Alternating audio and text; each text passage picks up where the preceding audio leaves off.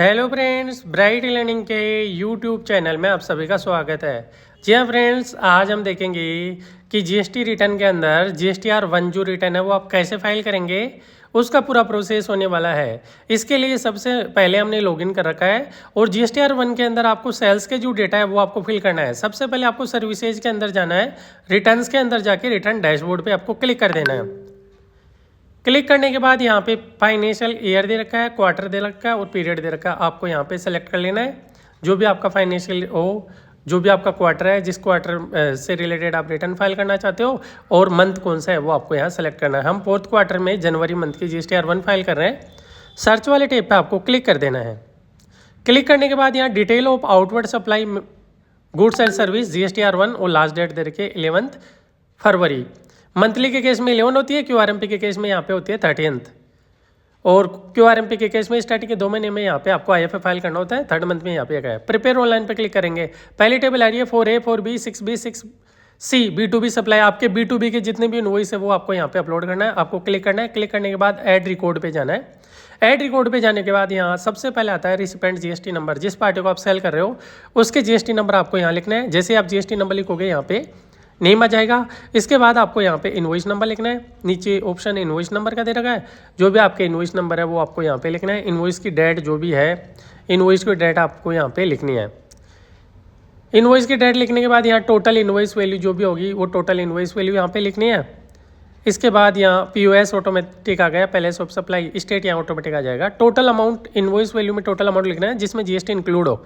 इसके बाद आप कितनी % GST के अंदर गुड्स को सेल किया आपने वो यहाँ जितना % हो वो लिखना है। 12% में हमारा है 1 लाख हमारा टैक्सेबल वैल्यू है, 6,000 हमारा टैक्स हो गया। इसके बाद सेव वाले टैब पे क्लिक करना है। रिक्वेस्ट एक्सेप्ट सक्सेसफुली आ गया।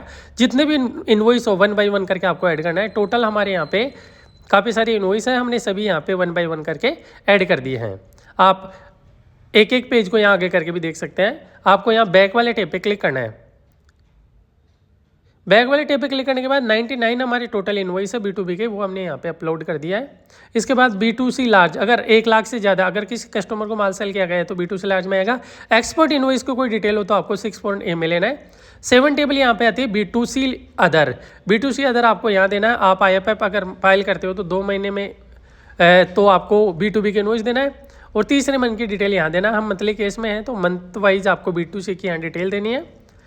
उसके बाद आता है B2C एस एड डिटेल। सबसे पहले आता है POS पैलेस ऑफ सप्लाई। कौन सी स्टेट में आप सेल कर रहे हो उस स्टेट का नाम यहाँ पे लिखना है और नेम सेलेक्ट करना है। नेम सेलेक्ट करने के बाद आपको यह है, हम यहाँ पे एक्सेल सीट के अंदर फिल्टर लगा के देखते हैं। अलग अलग स्टेट हम यहाँ पे डिटेल्स जो है वो ले लेंगे। तो हम यहाँ फिल्टर लगा देते हैं। पहले आंध्र प्रदेश की डिटेल्स हम यहाँ पे लेते हैं। आंध्र प्रदेश की जितनी भी डिटेल है वो हम यहाँ पे ले लेंगे। तो हम सेलेक्ट करते हैं आंध्र प्रदेश। इसके बाद टोटल वैल्यू, टोटल वैल्यू में आपको टोटल अमाउंट लेना है। आपको एक एक एंट्री की डिटेल यहाँ शो नहीं करनी। टोटल जितनी सेल की हो इस स्टेट के अंदर उसकी टैक्सेबल वैल्यू यहाँ पे लिखनी है। इसके बाद जो टैक्स होगा वो आप यहाँ रेड सेलेक्ट करेंगे तो ऑटोमेटिक कैलकुलेट हो जाएगा।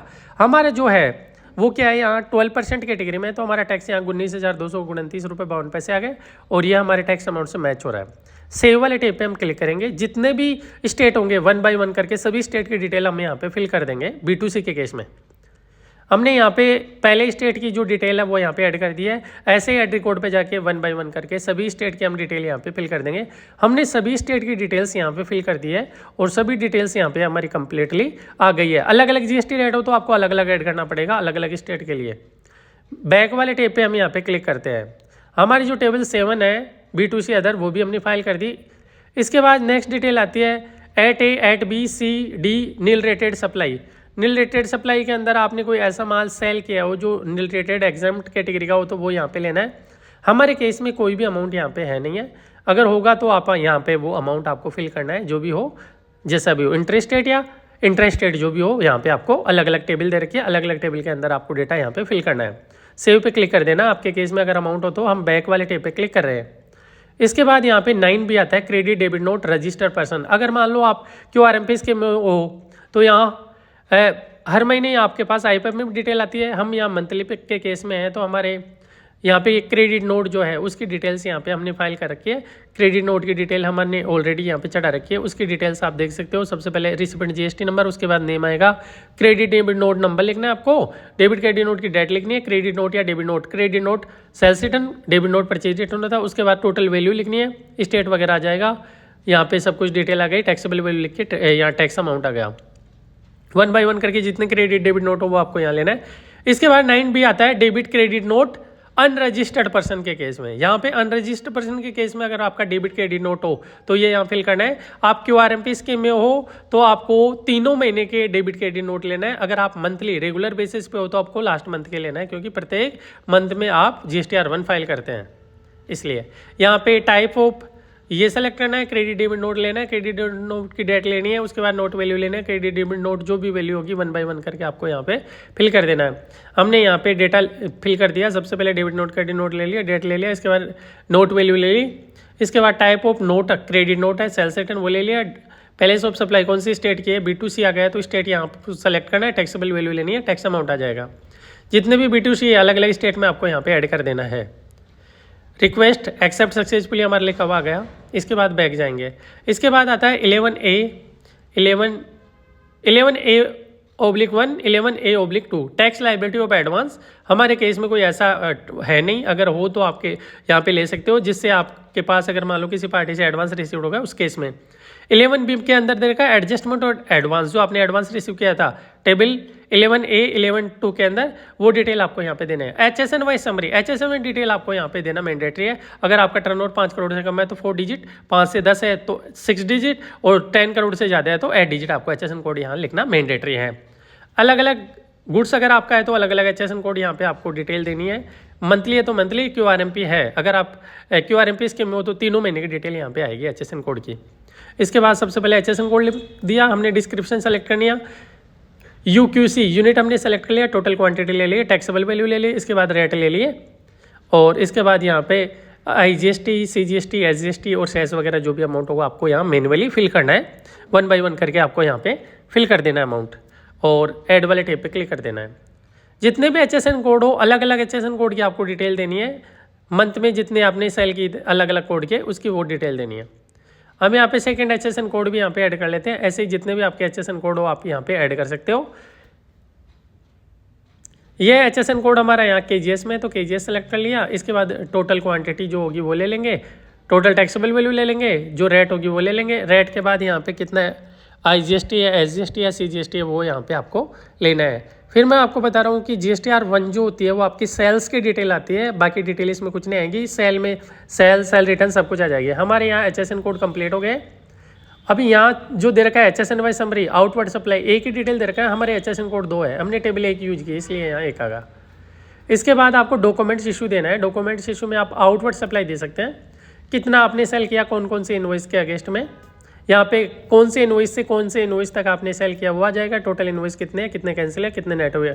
हमारे 2 कैटेगरी है, ऑनलाइन वाले और टेली वाले, तो हमने यहाँ पे अलग अलग यहाँ पे दोनों की डिटेल ले ली। इसके बाद आपको लास्ट में सेव पे क्लिक करना है। सेव पे क्लिक करने के बाद अगेन यहाँ पे रिफ्रेश करना है। रिफ्रेश करने के बाद हमारी जो टेबल है ये भी फिल हो गई। इसके बाद 14 टेबल है, supply made through ECO, electronic commerce operator, अगर कुछ है तो उसकी डिटेल आपको यहाँ पे देनी है। हमारा क्या है, अमेजन पे सेल है। अगर आप ऑनलाइन सेल करते हो तो आपकी डिटेल जरूर होगी। इसके लिए आपको जाना है, यहाँ पे टेबल देखिए, सर्विसेज के अंदर जाना है। इसके लेजर पे जाने के बाद TDS and TCS credit received पे आपको क्लिक करना है। इसके बाद फाइनेंशियल ईयर सेलेक्ट करना है, कौन से मंथ का आप रिटर्न फाइल करो वो मंथ सेलेक्ट करके सर्च वाले टैब पे जाना है, प्रिपेयर ऑनलाइन पे जाना है। इसके बाद यहाँ पे TCS क्रेडिट रिसीव्ड का ऑप्शन है, उस पर आपको क्लिक करना है। हमारा यहाँ पे जो अमाउंट है वो यहाँ पे शो हो रहा है। ग्रोस वैल्यू आ रही है, सप्लाई रिटर्न आ रही है, नेट वैल्यू, आपको नेट वैल्यू ले लिया कितनी, इस पे IGST, SGST, CGST वो लेनी है। हमने सभी अमाउंट यहाँ पे लिख दिया, GST नंबर लिखते नेम ऑटोमेटिक यहाँ पे आ गया। सेव वाले टेब पे आपको क्लिक करना है और सेव करके बैक लेना है यहाँ पे। इसके बाद यहाँ सप्लाई 15 नंबर टेबल है, सप्लाई नोटिफाई इंटरसेक्शन 9/5। हमारे केस में ऐसे कोई सप्लाई नहीं है तो हम यहाँ पे नहीं लेंगे। सभी टेबल हमने 1 बाय 1 करके यहाँ पे कंप्लीटली फाइल कर दी, आपको यहाँ पे चेक कर लेना है। इसके बाद व्यू समरी पे क्लिक करना है। इसके बाद यहाँ पे आपको प्रोसीड टू फाइल पे क्लिक करना है। रिफ्रेश करने के बाद आपकी जो टोटल सेल है वो यहाँ पे आ गई कंप्लीटली। B2B की सेल आ जाएगी, B2C की सेल आपके यहाँ नीचे आएगी ऑप्शन, तो B2C की सेल भी आ गई।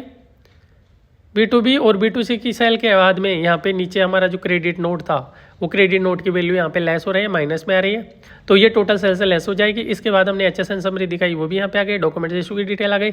आपकी नेट सेल मतलब सेल में से सेल्स रिटर्न कटाने के बाद जो है वो यहाँ पे आ जाएगा। आपको फाइल रिटर्न पे क्लिक करना है, डिक्लेरेशन सेलेक्ट करना है, फाइल विथ ईवीसी पे क्लिक करना है, OTP फाइल करके फाइल कर देना, submit. Thank you for watching, bye bye.